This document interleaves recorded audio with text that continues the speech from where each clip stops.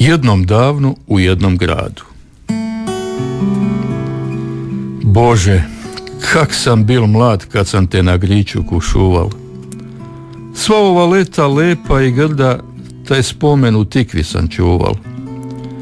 Ti si bila najlepša cura, ali još si dišala po mleku. A ja, zloglasni fulir, ke svaku je štel pod deku. Sedeli smo pod lampom i gledali kak svetli naš grad. Po skrivečki sam te pogledom svlačili, taj čas bi te zel rad. Uši su mi se pušile, recitiral sam ti ljubavne pesme, a kad sam skužil da su ti lepe, diral sam te tam di se ne sme. Imal sam veliki felet za fulira i tu nije bilo pomoći. Zaljubljival sam se u svaku pucu koja je imala lepe oči.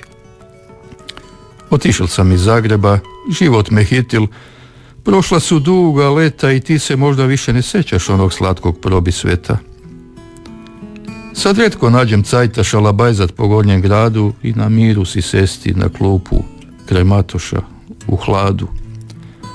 Al kad se strefi da me posel ne tera i da ne gledam na uru, dojdem tam i gledam svoj Zagreb i mislim na najlepšu curu.